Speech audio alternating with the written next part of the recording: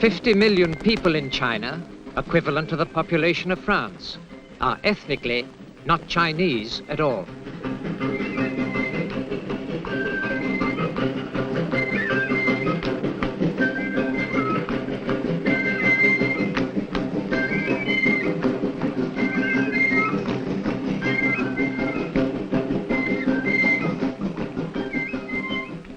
Why are there so many non-Chinese in China?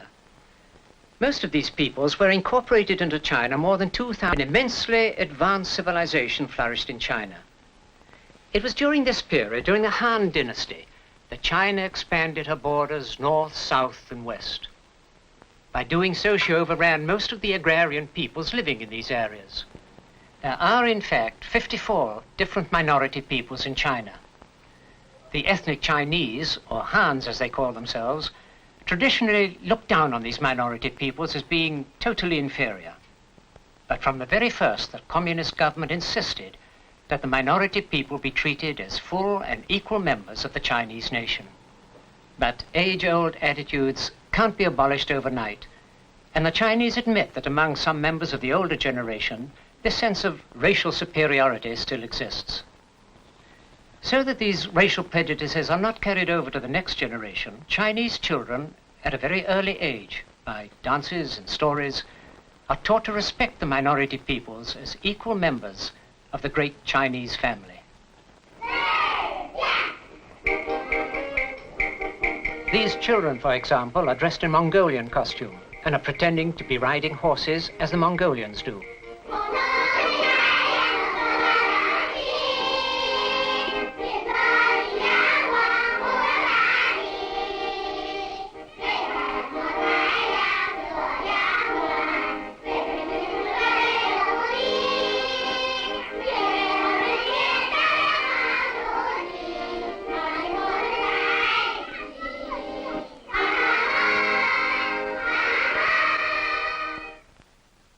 In this program, we will visit 3 areas where minority peoples make up the majority of the local population. Yunnan province is the home of many nationalities. The Mongolians live mostly in northern China. But let's first look at the far western province of Xinjiang, the home of the Uyghurs and the Kazakhs. Xinjiang is the largest of China's provinces, larger in area than Spain, France, Italy, and Germany together. New cities and new industries are springing up rapidly in Xinjiang, but in relation to its vast size, it is still very sparsely populated. Among the minorities, many are farmers and herders living in the open grasslands. In Xinjiang, they breed horses that are sent to all parts of China. Wild horses still roam the plains and are captured and tamed.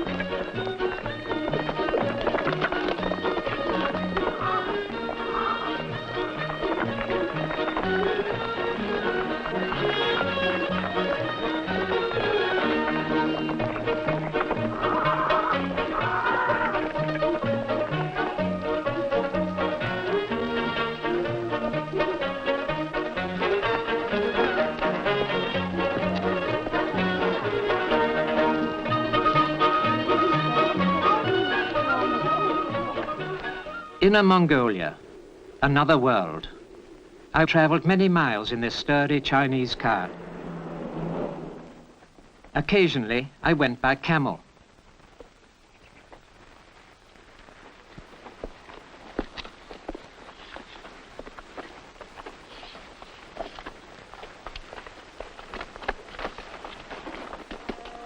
These Mongolians, who had never seen a Westerner before, treated me with almost overwhelming kindness.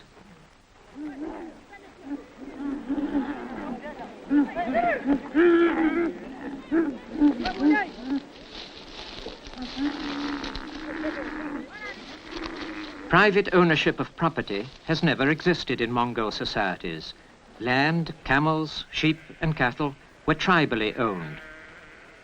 This made the transition to collective ownership under the communist government relatively easy. Veterinary teams now travel from herd to herd to inoculate the sheep.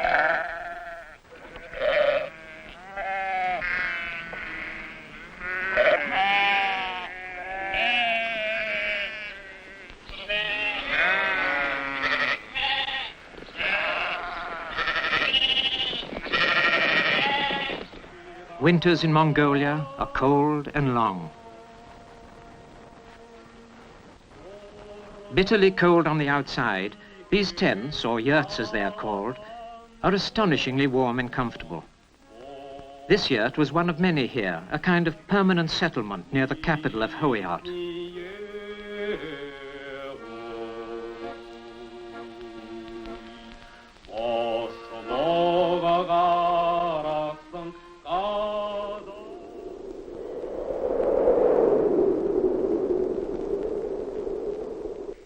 When we think of China, it is difficult to visualize the sheer scale and breadth of that enormous land and the rich variety of peoples and climates that are embraced within her borders.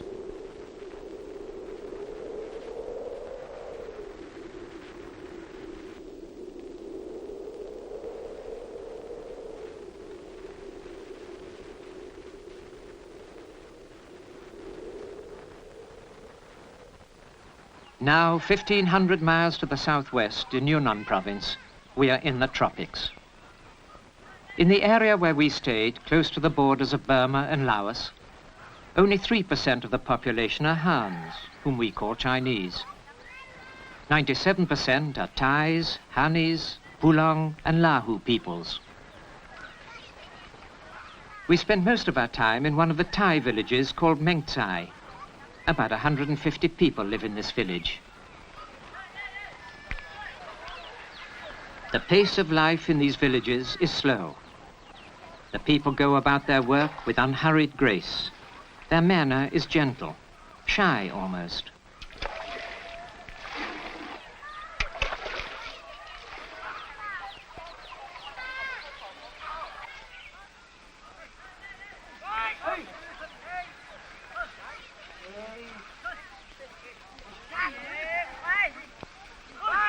The basic work, of course, is the raising of food.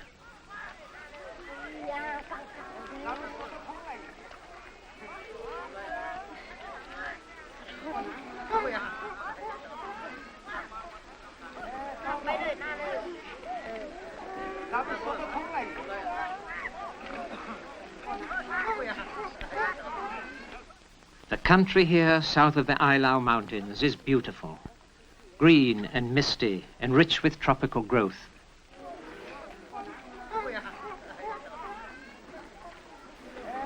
Before the revolution, the minority peoples in this area were appallingly poor, superstitious, and oppressed. Most of them were serfs. 70% of a family's annual produce was taken by the landlord for taxes and rent. The only land they could buy for themselves was the plot in which they were finally buried.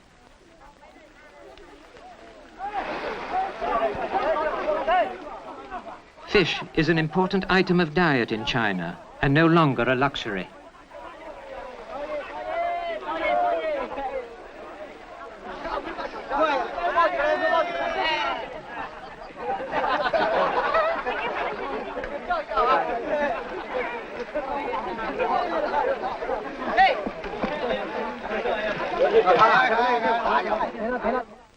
The Mengcai production team grows its own vegetables and fruit. They told me that the vegetables are distributed free to members of the village. I have never anywhere, even in Japan, seen a vegetable garden tended with such care or with such results.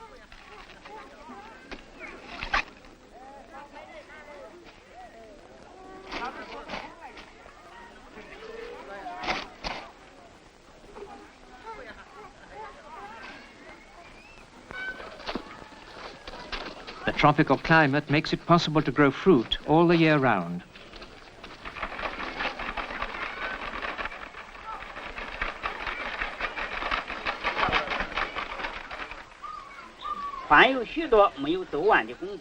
Here, as everywhere in China, political education is never neglected. During the lunch break, some of the peasants gather to listen to a party leader reading an editorial that appeared in all the newspapers in China that day. It gives the previous 12 months' production figures and calls for continued unity of effort.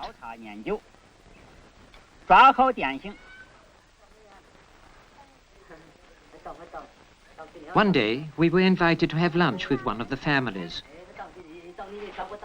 They had never seen foreigners in this village before, but we had been there long enough for them to have lost their shyness. They treated us in a most friendly and informal way. The meal was mostly rice, cooked in the Thai fashion in a segment of bamboo, vegetables and tropical fruit. Though the average cash income in this village is only about $40 a year, life appears to have few anxieties and all the basic needs are met.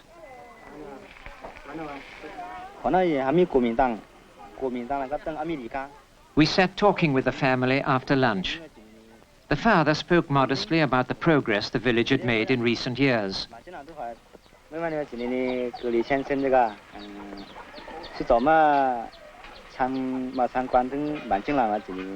13 families in the village, he said, now own sewing machines, and 25 people now have wristwatches. 2 years ago, electricity had come to the village, so now they have a circular saw and 2 electric rice threshers.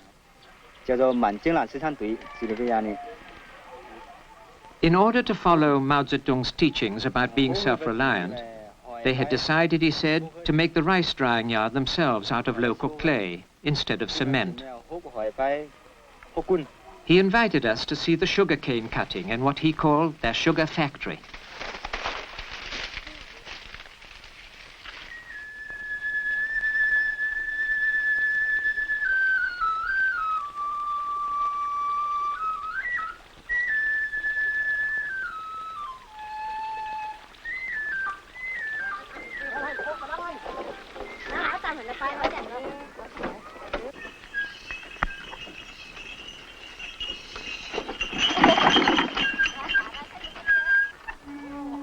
The growth of these small rural industries is one of the most significant developments in China today.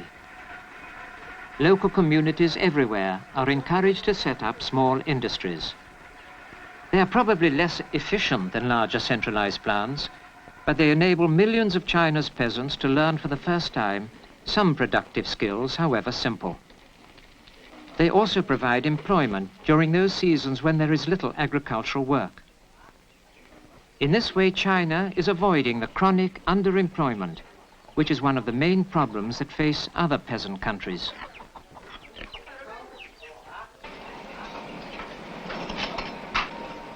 They collect and break up iron fragments for smelting in a small furnace.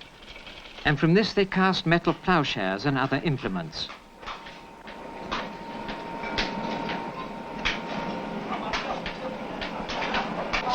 All this is new, all part of the general policy of self-reliance.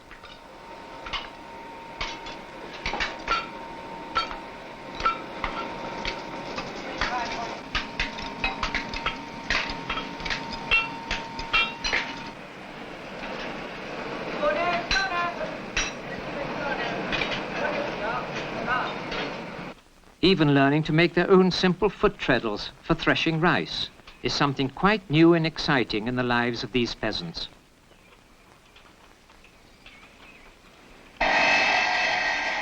They showed me, rather proudly, the circular saw they bought after electricity had come to the village. They can now, they said, make their own furniture.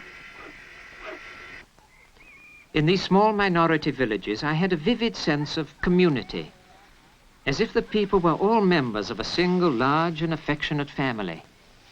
Here they are building themselves a village meeting place.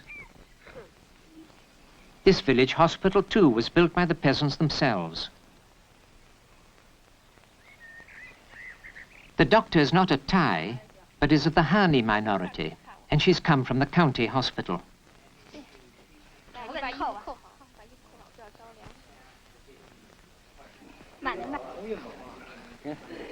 The other doctor in this village is what is called a barefoot doctor, which means he has been trained for the simpler kinds of diagnosis and treatment.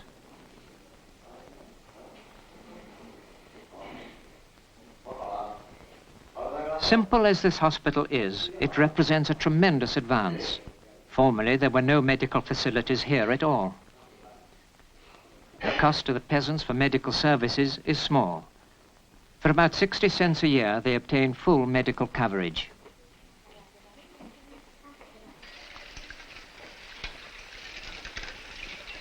As elsewhere in China, almost all the young men and women belong to the civilian militia.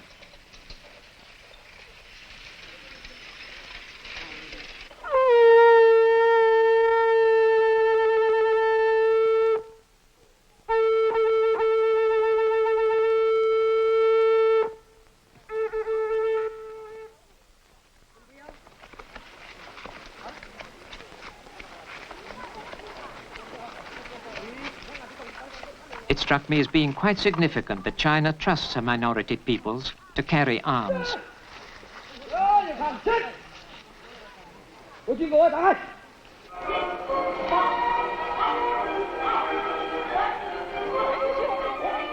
Today, and again this is something new since the revolution, almost all minority children in this region have some schooling. This school serves several Thai villages. Other minorities in the commune have their own schools.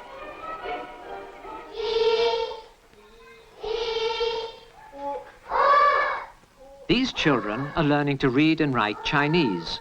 For them, it's a foreign language. No attempts are made to force the minorities to give up their own languages. In fact, the Chinese constitution specifically states all nationalities have freedom to use and foster the growth of their spoken and written languages, and to preserve their own customs and ways.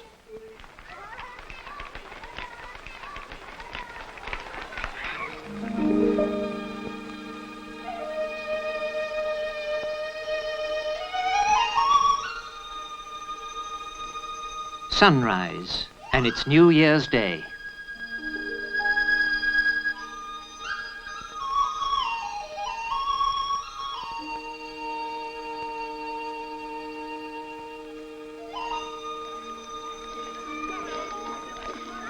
These are a group of Hanis who come down from their mountain homes only once a year to take part in the New Year festivities.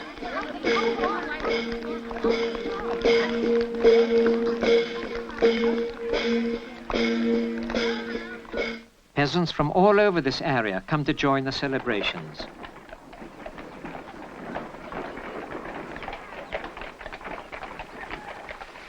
The favorite means of transport is the bicycle.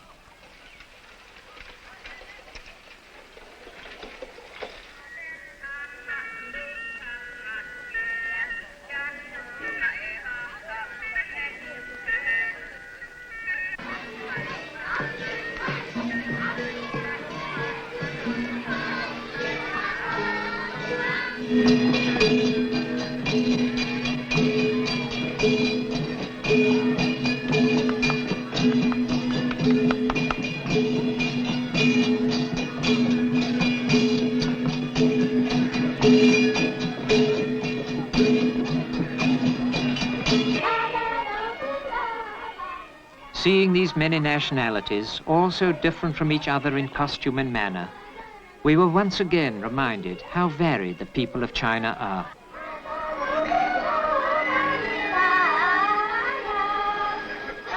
While the dancing continues, and it will go on all day, some see what they can buy in the street market.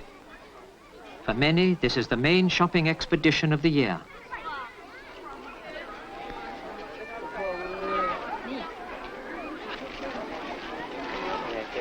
We drove over to the county town of Qingtung.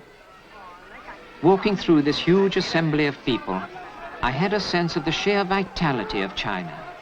The old and the young, simple mountain people and the new intellectuals, all sharing a common pride in China and her revolutionary achievements, all sharing an immense optimism in their country's future. For a few brief moments, I felt I almost understood what it must be like to be part of a community that represents 1/4 of all mankind.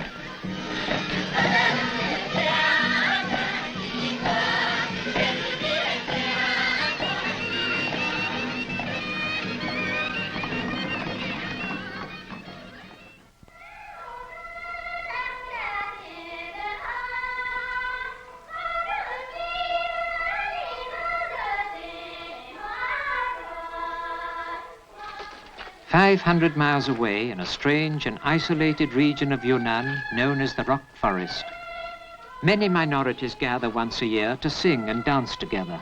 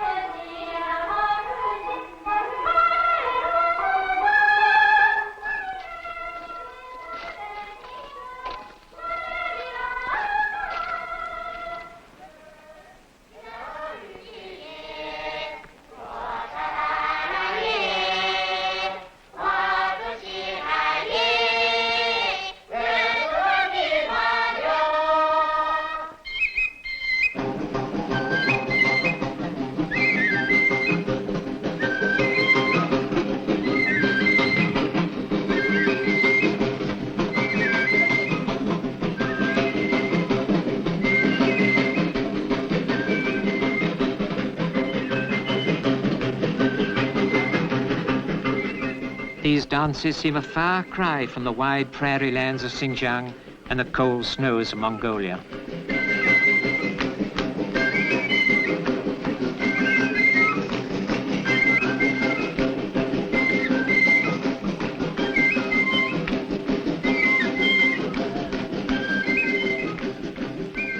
In too many countries today, minority peoples face discrimination and oppression. It was to me encouraging to see that in China the presence of 50 million minority people is not considered an impediment or threat, but rather an enrichment to the national culture.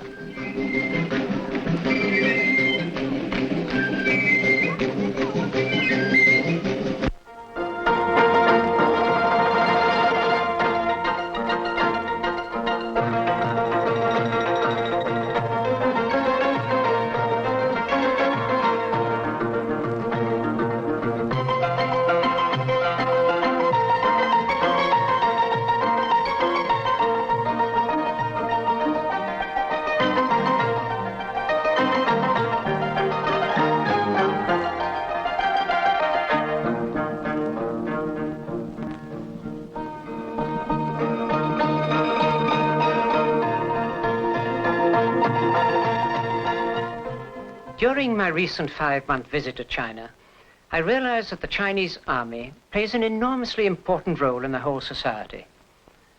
The People's Liberation Army, or PLA as it is usually called, is like no other army in the world. It is in fact much more than an army. It's a vast school of politics, engineering, agriculture, and medicine, and acts also as an immense reserve labor force.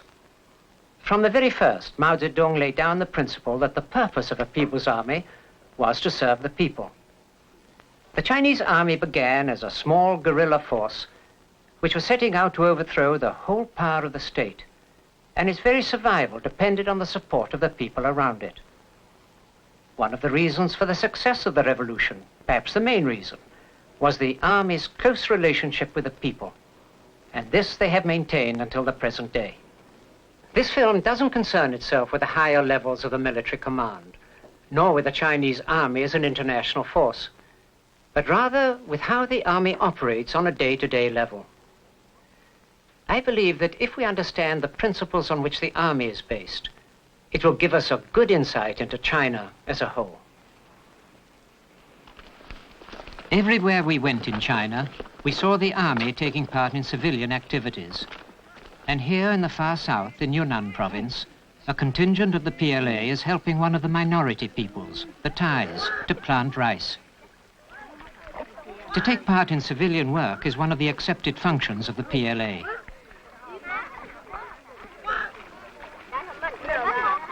Standing armies in Western countries, at least during peacetime, are chronically underemployed. China, however, uses her military manpower for all kinds of work that directly benefits the people.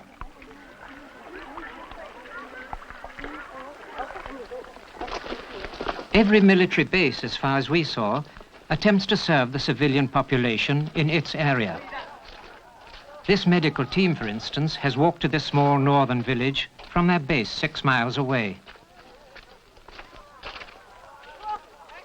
The unit comes here regularly and is on very friendly terms with the peasants.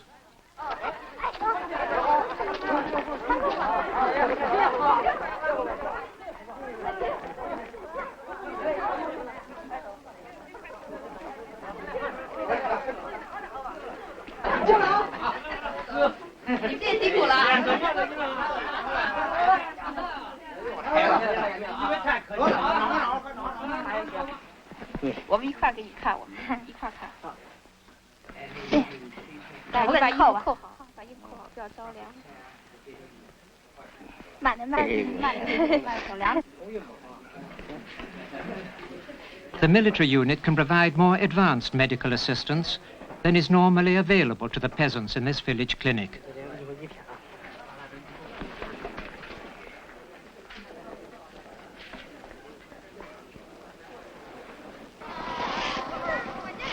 In another village, we found a PLA unit helping to clean the streets. The army is largely a peasant army, so when the troops come to work in a village or help to plant rice, they are doing work they are accustomed to. Their peasant background also explains a certain simplicity of manner, a lack of sophistication. We didn't anywhere come across any of the usual spit and polish or military swagger.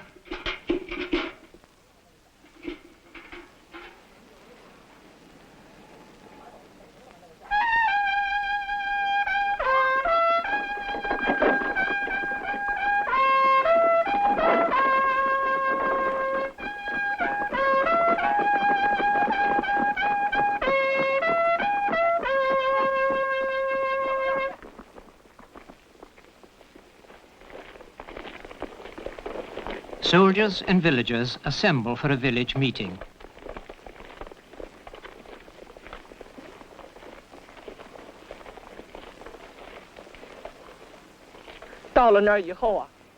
These recruits were all born after 1949 and so never experienced what conditions were like before the revolution. It is part of their political education to listen to older people describe their former abject poverty and hunger.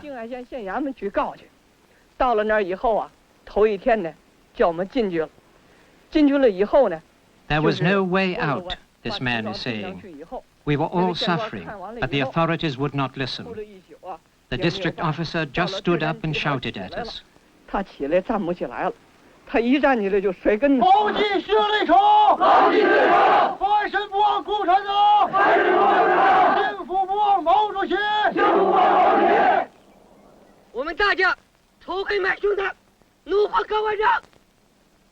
This soldier is saying, never again will these conditions occur.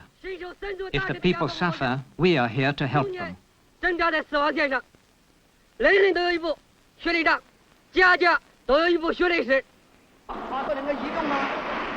Sometimes it is the civilians who help the military. To learn some mechanical skill, these PLA men are being given some instruction from workers at a local factory.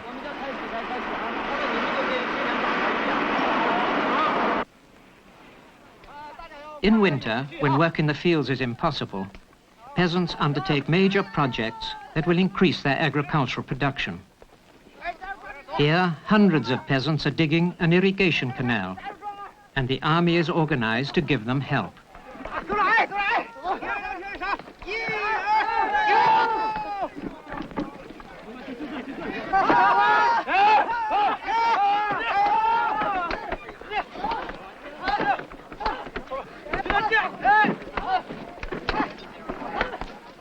Members of the PLA are a highly politically conscious group of men with great influence, largely because of the example they set in their behavior. The sight of army officers and men working side by side with no difference in status is a striking political lesson to the peasants who are working with them.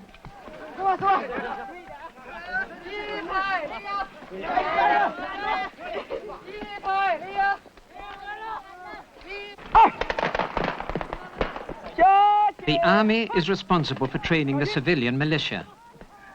China doesn't rely only on the PLA for her military security. Tens of millions of young men and women in China are trained for civilian defense. Being taught how to lay mines.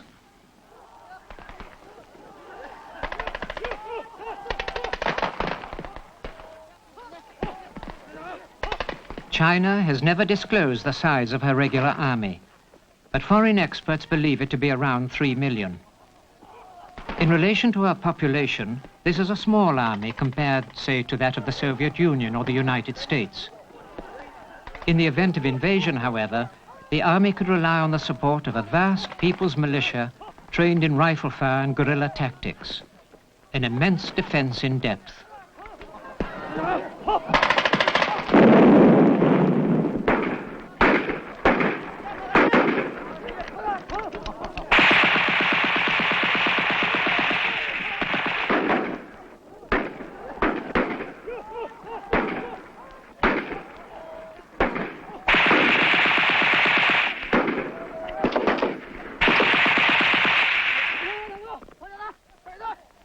The primary purpose of any army is to be an effective fighting force. We stayed for nearly a week at this particular army base, which is fairly close to Peking.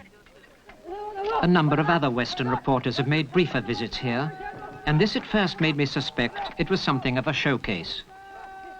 But after seeing the army in operation in a number of other places, I concluded that this base was quite representative. While with the PLA, we came in for many surprises. I never saw a soldier salute an officer. Officers wear no insignia or special uniforms.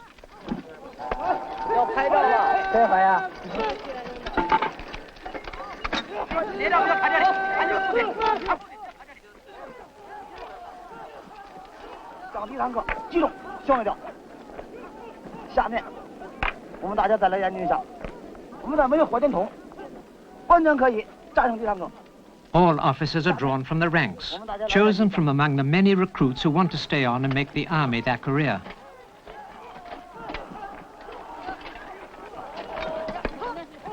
There's a saying in the army: officers teach soldiers, soldiers teach officers. I took this to be nothing more than just a good slogan, until one day at rifle drill I saw a young soldier apparently telling an officer what to do.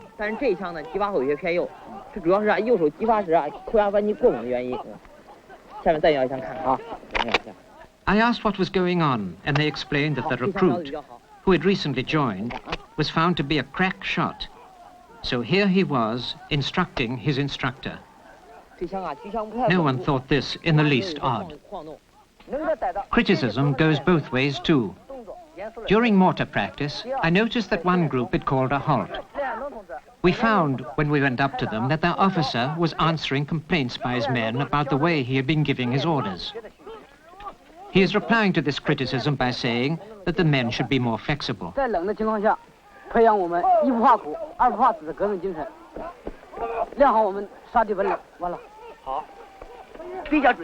But this man is telling his officer that when a squad leader gives instructions, he must be patient, he must explain, he must demonstrate. This unusual officer-man relationship does not appear to affect discipline.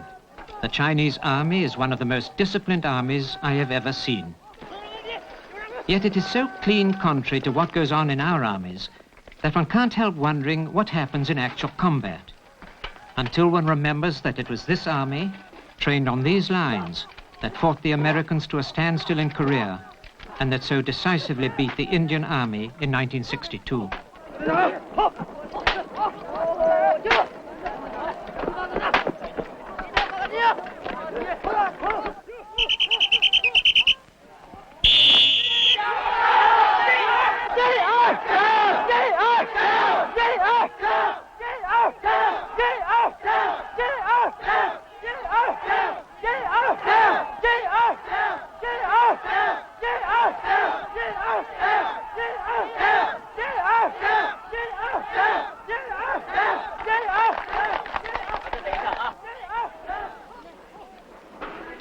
Officers and men appear to be on an equal footing socially and politically.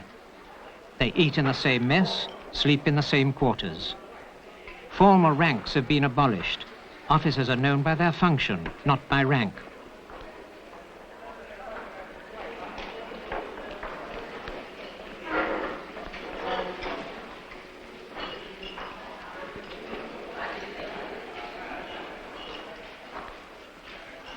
Pay is nominal. Enlisted men are paid the equivalent of $2.40 a month, and an officer earns $8 a month. Thus, a career in the Chinese army does not imply a privileged life.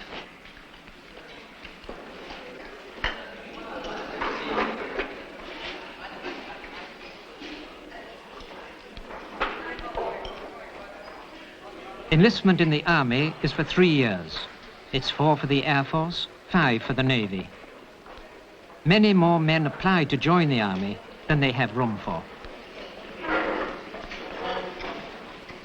As long ago as 1945, Mao Zedong was urging the army to be, as far as possible, self-supporting. The army growing its own food lessens the burden on the state supplies. But Mao gave other reasons as well. Working together in this way, he said, officers and men become like brothers. And, he went on, they will be an encouragement to the peasants, who will not see the products of their own hard work being carried off by the army.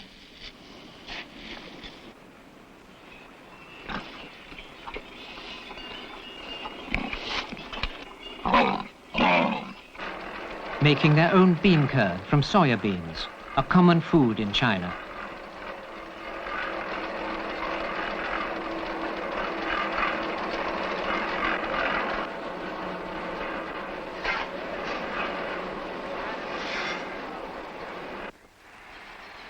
The army, as far as it's possible, also makes its own medicines. Almost none of the recruits are married, but officers' wives, even the wife of the divisional commander, work in the pharmaceutical factory attached to the divisional headquarters.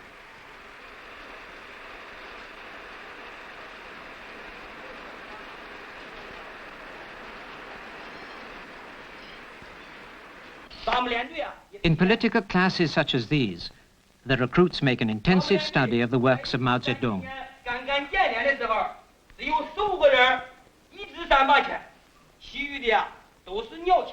From the very beginning, Mao laid down the principle that the Chinese army must always remain under party control, and that an army's political understanding and morale is more important than technique and weaponry.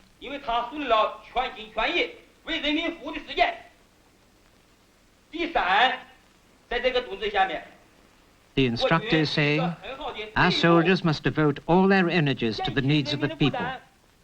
We must be willing to work hard. This is what enabled us to win our victory in the revolution.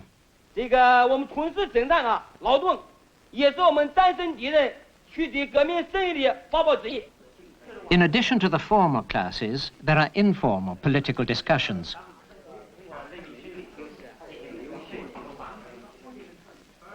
This officer is saying, our subject is the class struggle. That is what we will discuss today.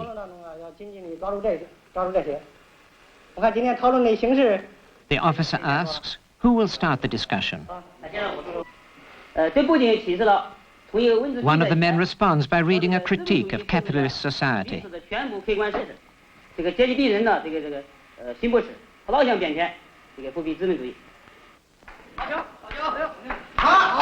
In the evenings, the troops relax. The divisional commander plays ping pong with one of the young recruits.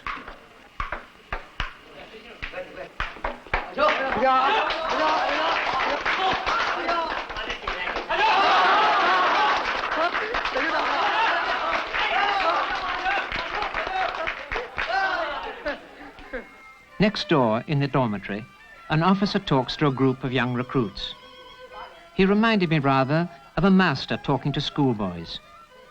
The minimum age for enlistment is 18, and some of these recruits look extremely young.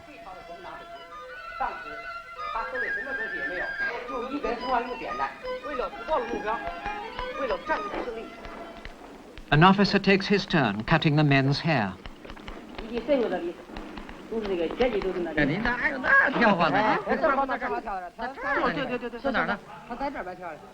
Chinese checkers.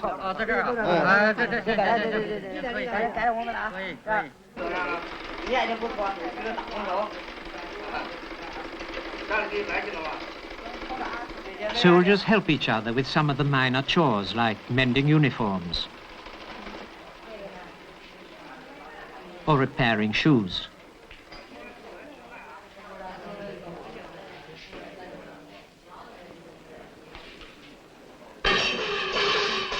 Every now and again, the men stage a show for themselves.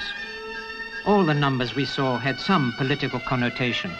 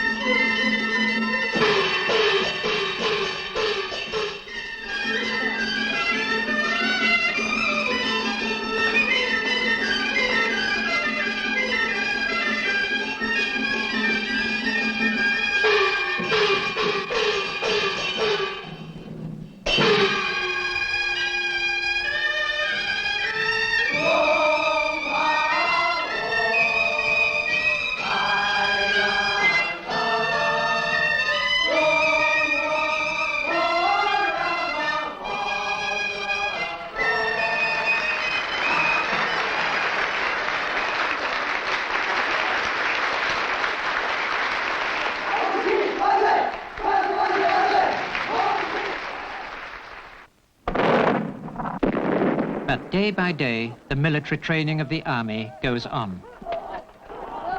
There's no question that China's military forces lack much of the technical sophistication of Western armies. Foreign experts have noted that her army is very small in relation to her population, and that she has no heavy bombers or large warships. They believe that China is developing her armed forces essentially for defensive purposes.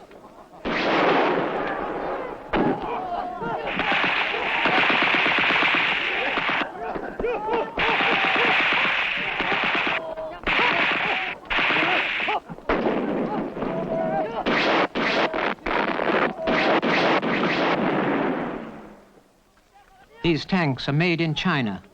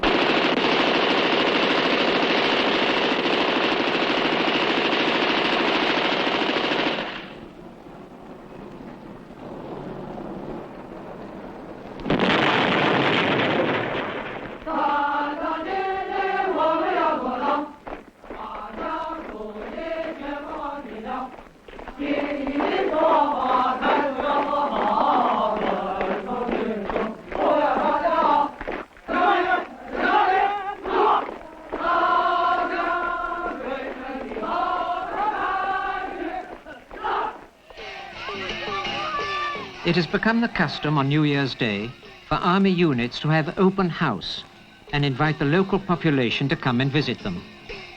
And they are greeted in true Chinese style.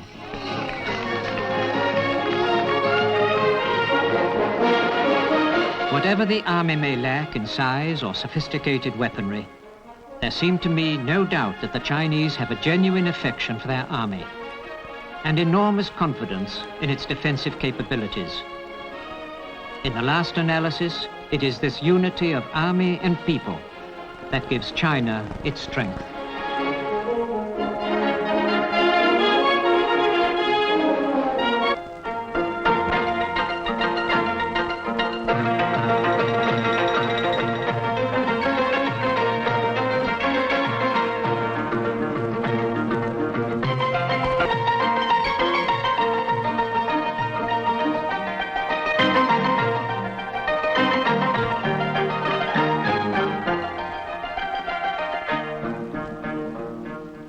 Less than a quarter of a century ago, medical conditions in China were, by any standards, utterly appalling. Today, I don't think anyone could travel in China, even in the remote areas, without feeling that the Chinese are among the healthiest people in the world. And this is especially true, of course, of the young people, those who were born since 1949. In the course of this program, I shall be talking to a doctor originally from America, who has lived for almost 40 years in China and who had personally much to do with the establishment and development of the medical services available to the Chinese. China, of course, has not by any means overcome all her public health and medical problems, but to have established a medical service available to 700 or 800 million people, and in a country that was so poor and technically backward, is a very remarkable achievement. The courtyard of the Hospital for Traditional Medicine in Peking. The big sign is a quotation from Chairman Mao. It says, "Chinese medicine and pharmacology are a great treasure house. Efforts should be made to explore them and raise them to a higher level." 5,000 outpatients are treated in this hospital every day.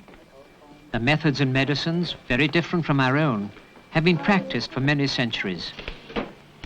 Traditional Chinese medicine relies a great deal, not only on acupuncture, but on a great variety of wild herbs and plants, which are not costly and grow in great abundance.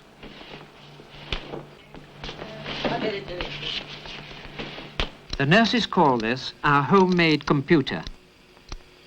So many herbal prescriptions are prepared here every day that they worked out this ingenious way of automatically weighing and assembling the herbs.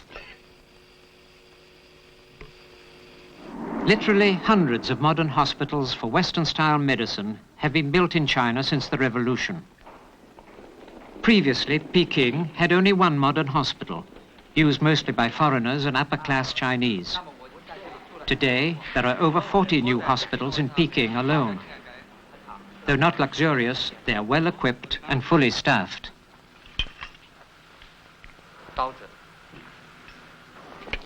The national policy today is to break down the division between Western and Chinese medical methods. Some Chinese doctors trained in Western medical techniques still tend to look down on traditional medical practices as being unscientific. But these attitudes are changing, and you now often see doctors trained in Western and traditional medicine conferring on a case as they are doing here in a Shanghai hospital. All medical students now have instruction in both kinds of medicine. Here, the traditional doctor is explaining to the other the advantage of using a flexible splint rather than a plaster cast.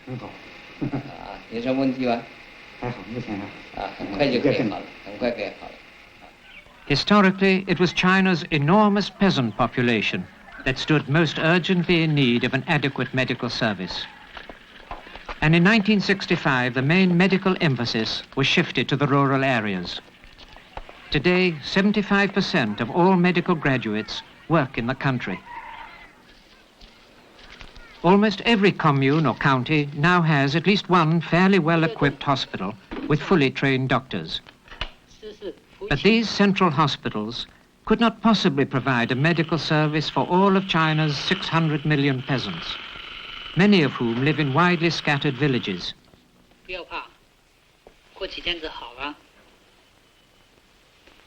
不要弄事了。好的，我会注意。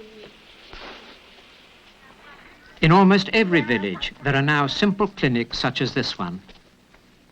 From among the peasants, young men and women are chosen to undergo a short period of intensive training at a central hospital. They return to their village, able to deal with all minor ailments and inoculations, and they know enough to recognize cases of serious illness, which are then sent to the commune hospital. There are now well over 1 million of these peasants, who are known as barefoot doctors. It's a picturesque name, but quite misleading, for I never saw one of them, or anyone else in China for that matter, walking barefoot. Medical services are now nationwide. Here, we are close to the Burma border, miles away from any city. Many different nationalities live in this area, and they still wear their native dress. This is a fully qualified doctor of the Han nationality.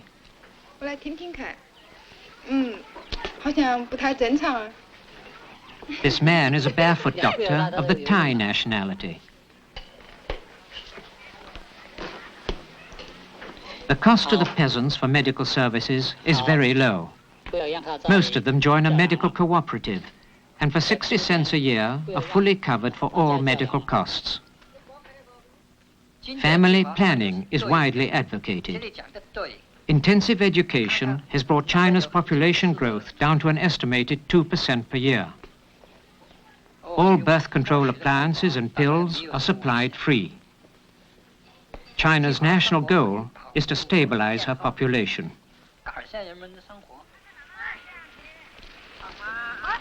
In every part of rural China, groups, under the supervision of a pharmacist, collect herbs from the countryside, which are brought to the clinic or hospital to be made into medicines.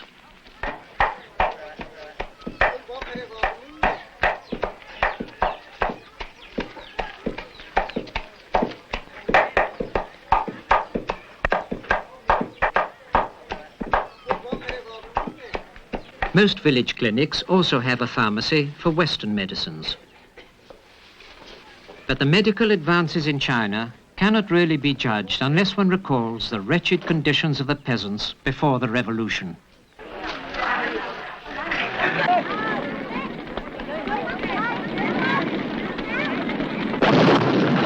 A century of exploitation by the Western powers and the invasion by Japan had brought the people to unimaginable suffering. Conditions of work, for those who had work, were often appalling. Rickshaw drivers had a working life expectancy of just 8 years. Uprooted by the war or driven by starvation, thousands of peasants flocked to the already overcrowded cities. For the millions who required medical attention, there were no doctors or hospitals or medicines. Even when floods brought widespread epidemics, the number who could be inoculated was small.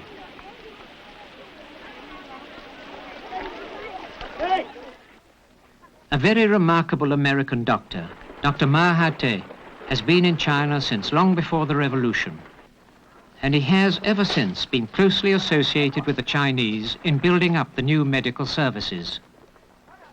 He was especially involved with a nationwide program that finally succeeded in eliminating all venereal disease in China. I recently had a talk with him in Peking. When I first went to the northwestern part of China, that is the Shanxi, Gansu area, it was in a period of civil war yet, and I was supposed to be the famous doctor coming in to cure all the illnesses. At that time, even there weren't any medical services in the countryside at all. None at all. And in the Red Army were the only ones providing any rural services, medical services at all. And those army doctors were trained in their own medical schools. They had to do everything from delivering babies to treating wounded, and with very, very little equipment. All our doctors were trained at a maximum of 8 months, and they served throughout the whole Civil War, the whole War of Liberation, with not more than a dozen actually qualified medical personnel. But the biggest problem was that the people were so undernourished, so tired, so worn out, that no matter what you did for them medically, you had to solve the problem of feeding them, really.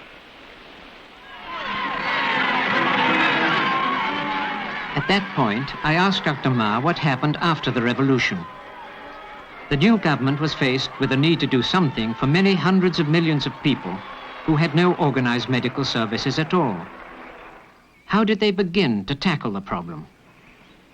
Well, the first thing they did was they sat down and decided that they were going to provide medical services for all these people. They did. Yeah. That was the basic decision. That's the basic decision. Once they decided that, they had to get on with the job. I think the real leaps where you noted qualitative changes in the medical services, the earliest one came at the beginning, of course, when they decided that they're going to treat all the people and provide a health service for everybody. But the second period came during the Korean War. And there was inaugurated at that time one of the famous mass movements, the patriotic health movement, getting rid of the four pests, hygiene among What were the four pests? There was flies, mosquitoes, rats, and sparrows. But we relieved the sparrows. We re-liberated them. They weren't as culpable as they should have been, were thought to be. And we substituted bedbugs. Ah. But, and then there was a whole educational movement on hygiene, both personal and environmental hygiene. Control of water, supplies, wells, feces control, fertilizer, composting, and personal habits. You had to change the whole concept of a people's hygienic mentality. After being so subjected to superstition and lack of knowledge of where diseases came from. Well, I think that period laid a very strong foundation so that this habit took hold, and at many times during the year now, at holidays, spring festivals, all there's big house cleaning, general environmental cleanup, and so forth. The second period, I think, was during the Great Leap Forward. What happened there? The Great Leap Forward contributed mostly in medicine to a number of things. One of the major things it did was highly organize the rural population so that on the one hand they could be helped, on the other hand they could help themselves. Instead of dealing with an individual family or a cooperative of 50 people, here you had a commune of 20,000, 30,000, or 50,000, and you could approach them as a unit, as a collective. So if you had any preventive work you wanted done, or vaccinations done, or treatment of any of the chronic diseases done, it was very simple to handle them as a unit. And that's where most of the eradication of diseases really climaxed into a dramatic result. For example, it was already by that time that we got rid of smallpox, cholera, plague, venereal disease, Kala-Azar. To eliminate venereal diseases is like one of the prime things to do is to change the social system. You have to cut out the economic roots of prostitution. You have to raise the living standards of the people. You have to educate them. In China, they were more at a disadvantage because you had the whole feudal oppression of women. But when women are sold into prostitutions from early childhood and people making money and profit out of this, and the morals of a society degenerating around a money nexus, you're not going to be able to eradicate this. Nope. With the youth growing up and having a new ideals and new moral incentives and commitments and so forth, women being liberated, marriage laws taking effect, the economic equality of women being recognized and worked out, the roots were cut out again, and the people were very cooperative. We treated them with regular antibiotics, penicillin, and the other treatments. That was quite simple. The technical parts are quite simple. The other tremendous problem in China, surely, was drugs, opium. What is the situation in regard to opium today? Well, it was a terrible problem to start with. And by the time of liberation, this problem was much more extensive because the armies back and forth, Japanese penetration throughout the country. But at the beginning, after liberation, one of the first things that was done was to stop opium growing completely. And then we set up medical clinics for treatment. And fortunately, opium was much easier to handle. Opium addiction was easier to handle. We used, one of the very cheap methods was just using magnesium sulfate solutions, 25% in injections. That would give a relaxation of the muscles and help tide over part of the thing, and extremely cheap and feasible, acceptable to the addicts, and easily delivered by the medical personnel or paramedical personnel. Dr. Ma told me that the Cultural Revolution gave a big impetus to the medical profession. For example, several new applications were found for the old practice of acupuncture. Though the incidence of polio is very low in China, acupuncture is now being used to help those paralyzed by polio, like this boy.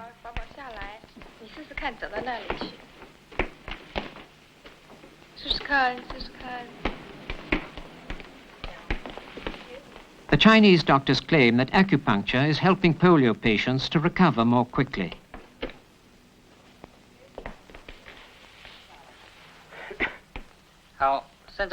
This teenage boy was also severely paralyzed by polio. After 20 minutes, the needles were withdrawn, and the patient practices walking.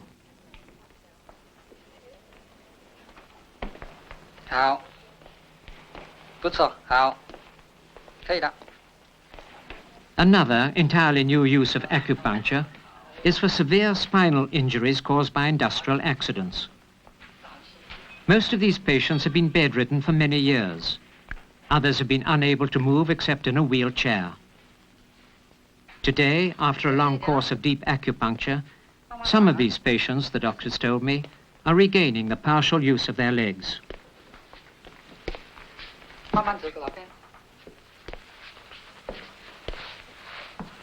Of course, the most dramatic medical breakthrough has been the discovery 3 or 4 years ago that acupuncture could be used as an anesthetic in operations. More than 500,000 major operations of this kind have now been performed. No one, even in China, quite understands how it works. Practice in this case has moved ahead of theory. It is quite common for patients to be given fruit during the operation to quench their thirst. I watched a dozen or more major operations in which the patients, with no sign of pain, remained quite conscious and could talk with me. It was an utterly astonishing experience. This was a relatively minor operation for a hernia. In the West, a general anesthetic would normally have been given.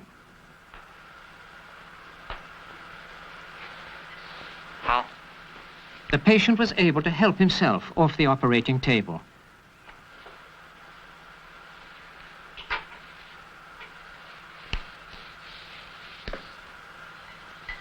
I had a brief talk with him. You've just come off the operating table. How do you feel? Quite comfortable. Did you have any pain during the operation? No, not much pain. And there's some discomfort at all or not? No. Did you get thirsty? No. And it was quite a long operation. How long did it take? More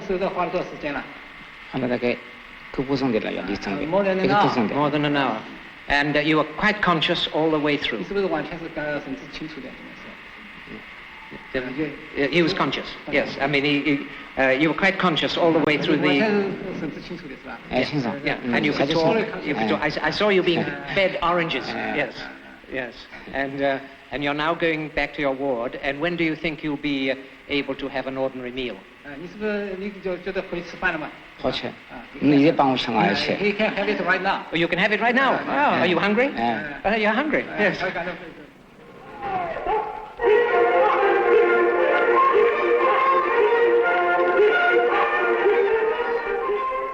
These children are deaf, or almost deaf. They were either born deaf or lost their hearing when they were very young. Most of them, when they came to this school, could not speak, and it is known as a school for deaf mutes.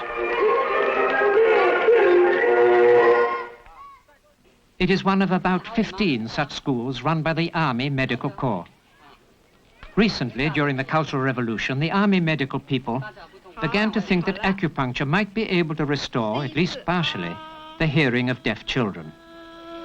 不痛的是不是？好了。 Both Western and Chinese medical advisors have said that this treatment is still experimental and should not raise the hopes of deaf people.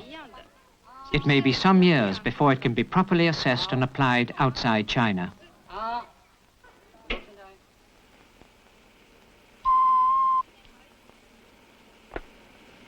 From time to time, the army doctors test the children's hearing.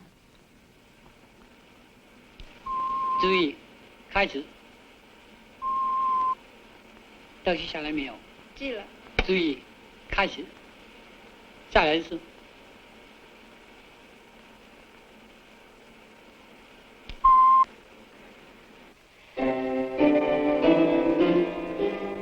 As the children begin to hear, they must also learn how to speak and must learn to recognize differences in pitch.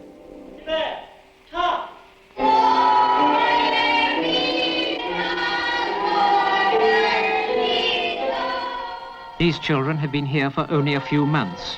Most will stay for 3 years.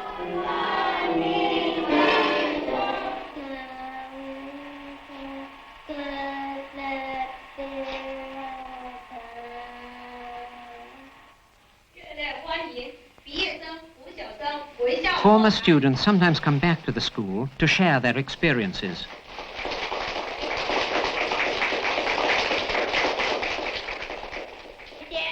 This girl says she is now able to go to a normal school.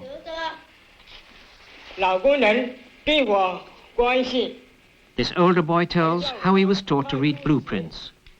He is now making wooden molds at a steel factory.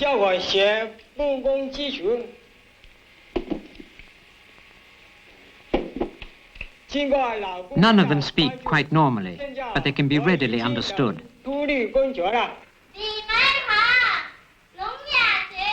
This girl welcomes us to a student show.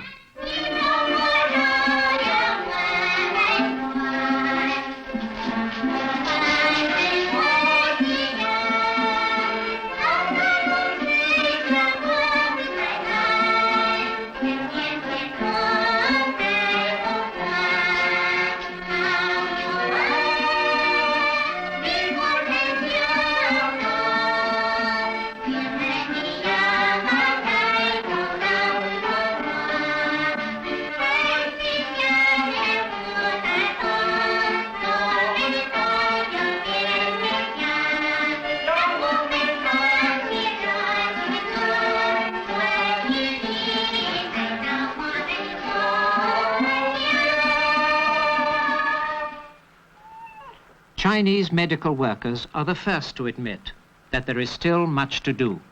Today, the average life expectancy in China is just twice what it was before the revolution. So now they say they must give more attention to the growing number of older people, a problem that arises from the extraordinary improvement in the general health of the Chinese population.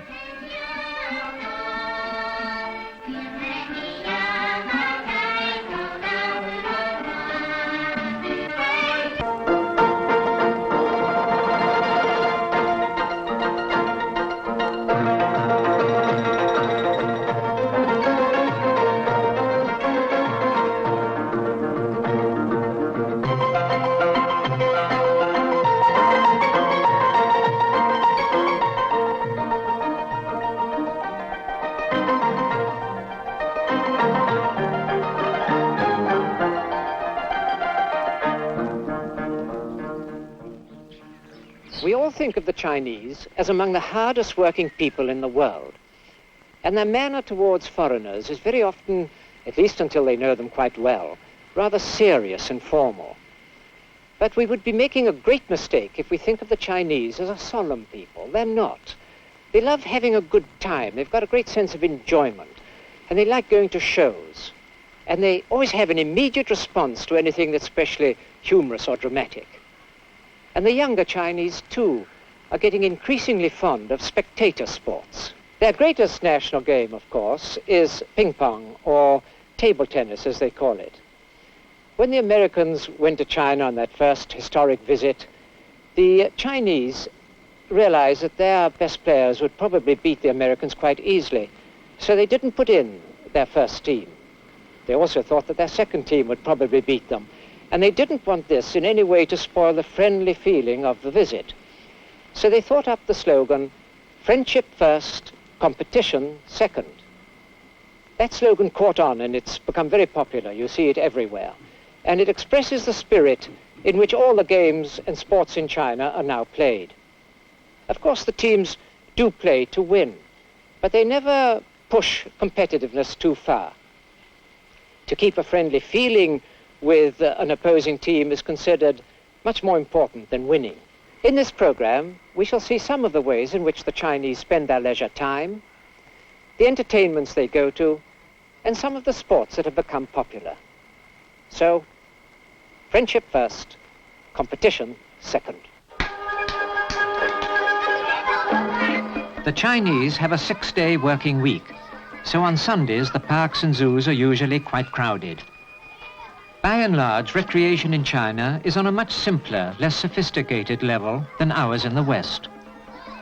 An afternoon in the park, a visit with friends, a game of chess, appear to be enough to provide the Chinese with a deep sense of satisfaction.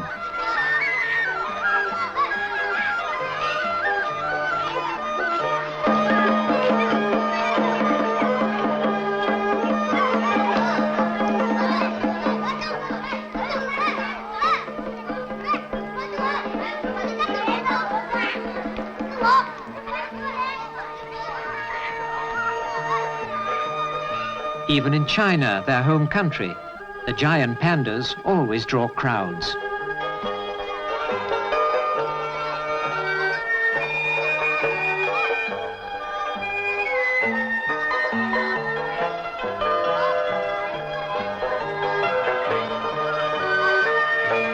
Buddhist temples are still used by monks, but their courtyards are sometimes open for children to play in.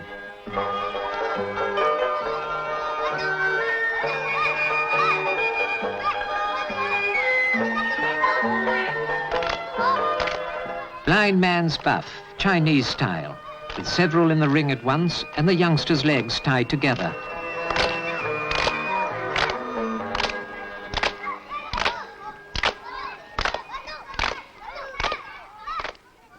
Tiananmen, the Gate of Heavenly Peace.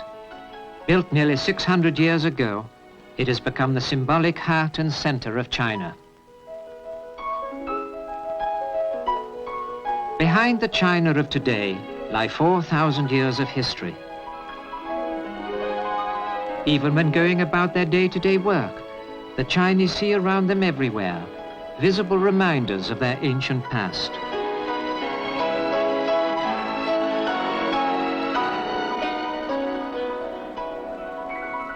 When in the dry season, the dust blows in from the Gobi Desert, the sunsets over Peking are beautiful.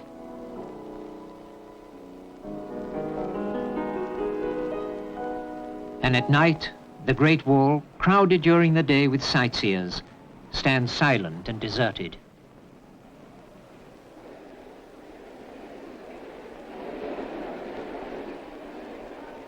But in the Great Hall of the People, an audience of 10,000 watches a performance of the Red Detachment of Women. This is being shown today on stages and in movie theaters all over China. The Chinese have developed a new form of dance drama based on their own revolutionary experiences. This scene represents the moment when a runaway slave girl, cruelly beaten by her owner, meets a contingent of the Red Detachment who welcome her into their guerrilla ranks.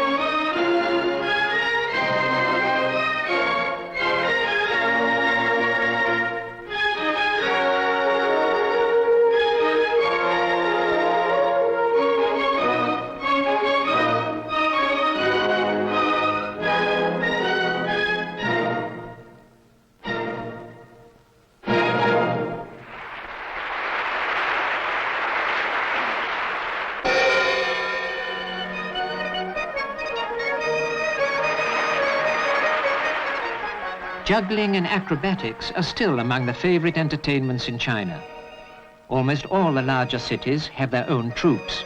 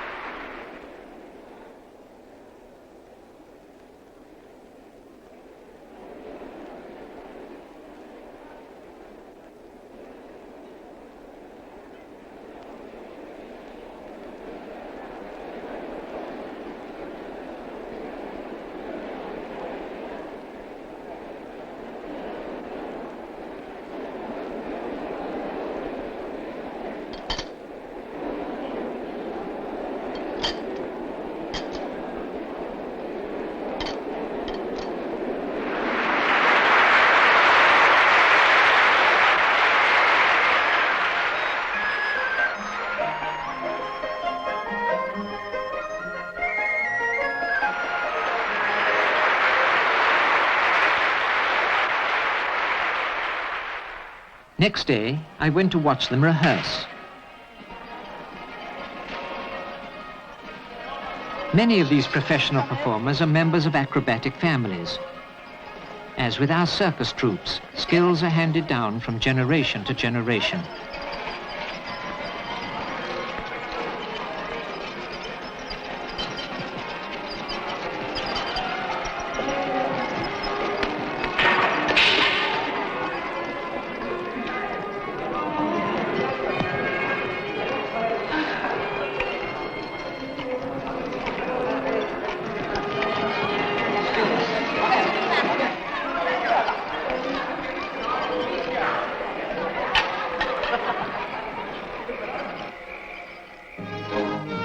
Documentary films are made about developments in China. They are seen by audiences even in remote villages. This film is about the famous Red Flag Canal. A large area in central China was almost always short of water. To grow any crops at all, water had to be carried for miles across barren mountains. The peasants decided to make a canal to bring water from over 100 miles away. It meant working on sheer cliffs, building viaducts, and drilling right through mountains. It took 10 years of prodigious labor.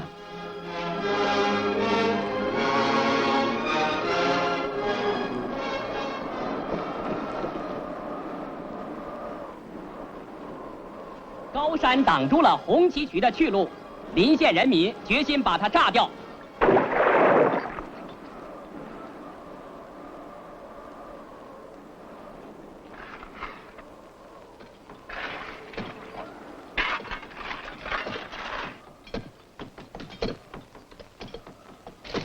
任何艰难险阻也挡不住邻县人民前进的脚步。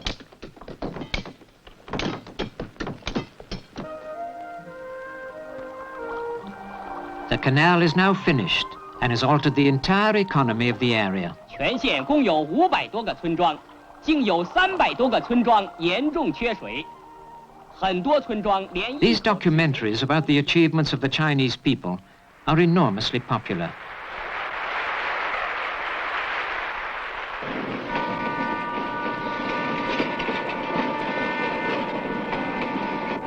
To see as much as I could of sports and recreation in China, I traveled extensively.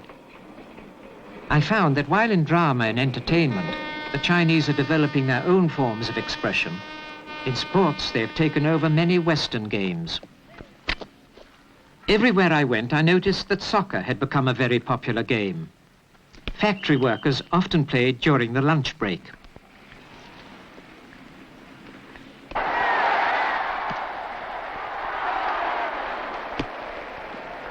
At weekends, tremendous crowds watch soccer.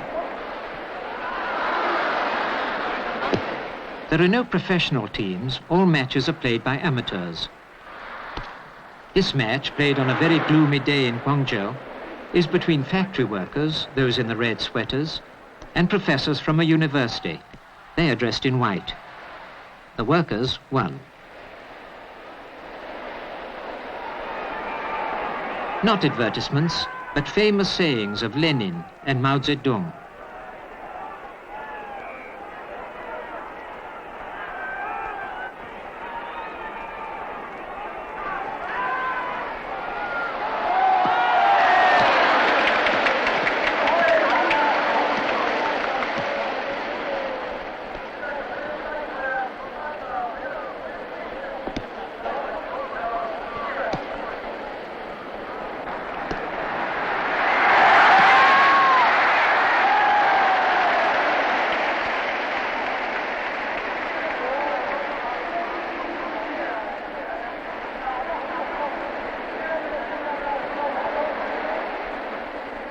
Basketball is another game one sees played everywhere in China, even by children in village schools.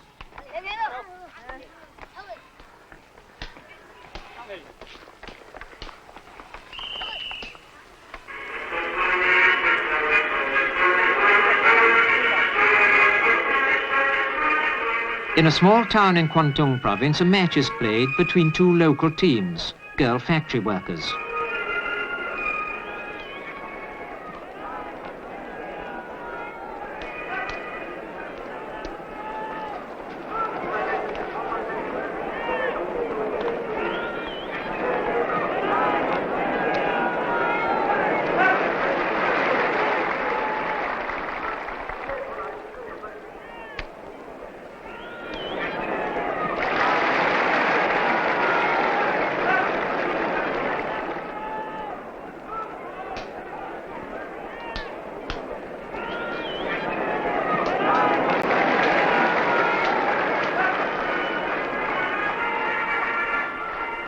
At half-time, the rival teams hand refreshments to each other.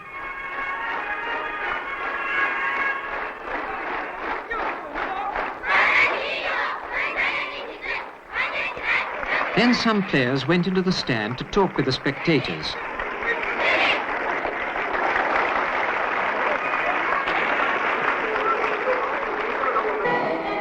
Quite a new game for China, started only in the last few years, is ice hockey.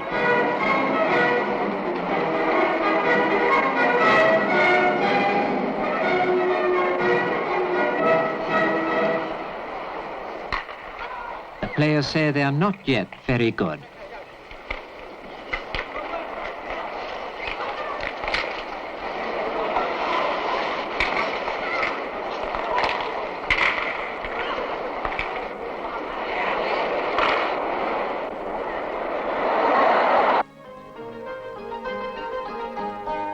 Almost every large city has an institute of physical culture where students are trained to teach sports of all kinds.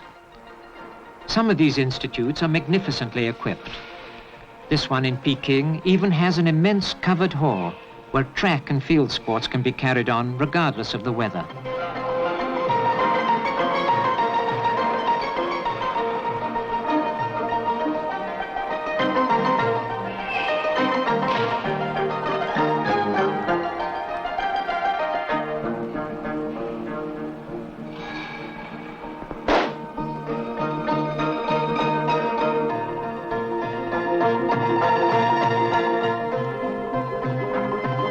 The swimming pool, too, is of tremendous size.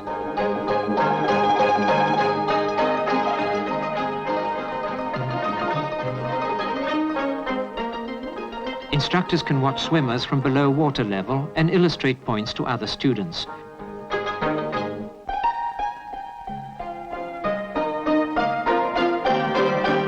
In July 1966, to help popularize swimming, Mao Zedong, at the age of 73, made his historic 9-mile swim of the Yangtze River. Since then, every young person has been encouraged to learn how to swim.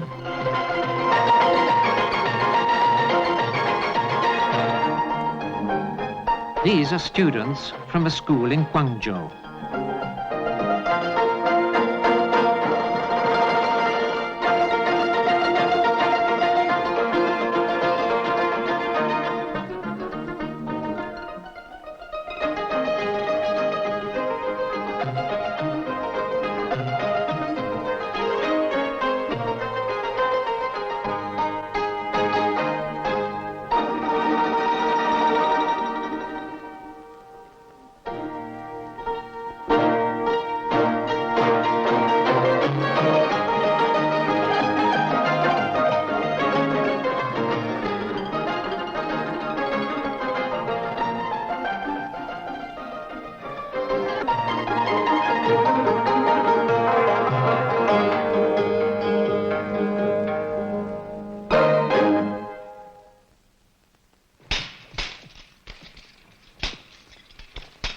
Even quite young children, in their spare time, are taught the classical sword play.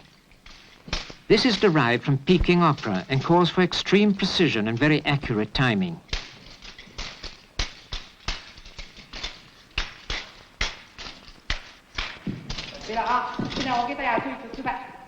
Two instructors put on a demonstration for the students.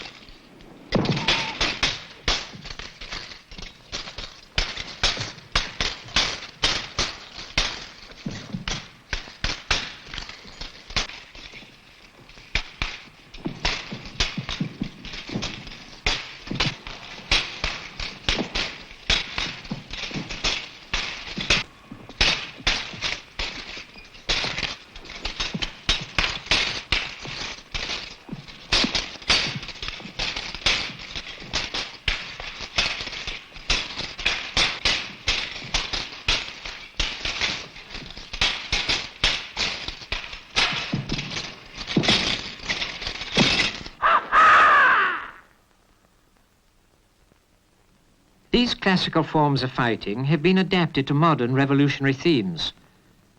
A scene from a film called Taking Tiger Mountain by Strategy.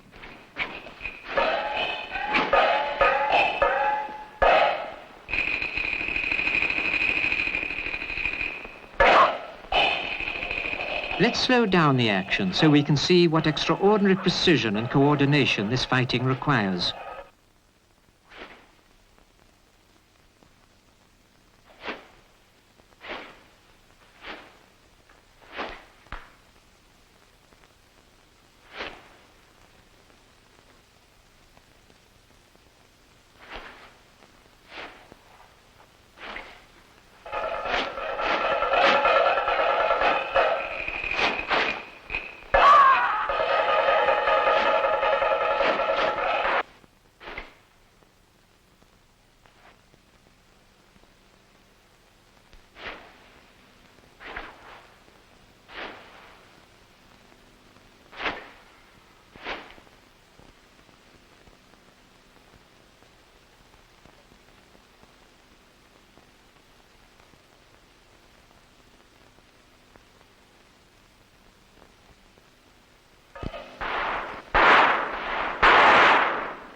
Let's see that again.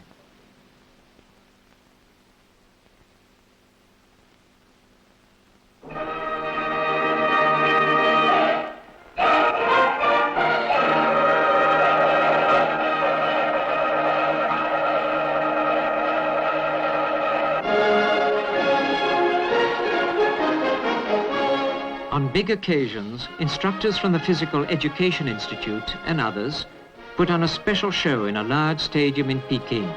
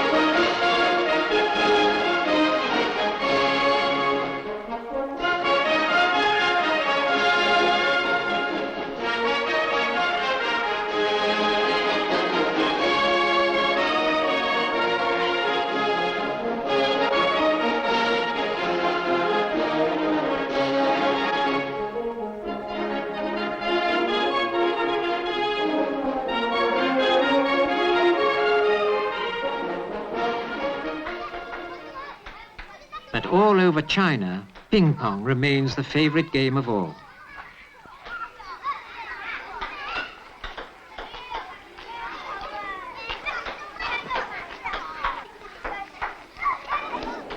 Those who become really good, like these players in Guangzhou, have a chance to play before large audiences.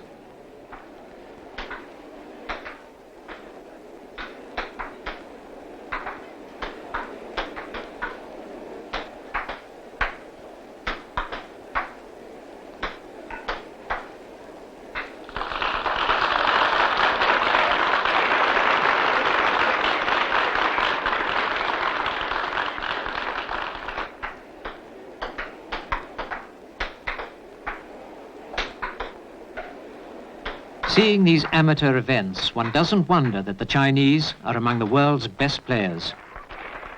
Watch their extraordinary sense of anticipation.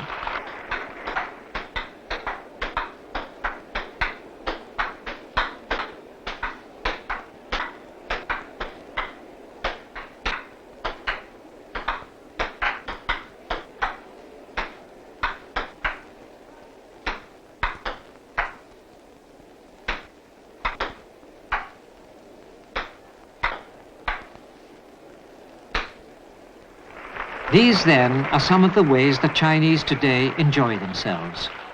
They play hard as they work hard, but always in the spirit of friendship first, competition second.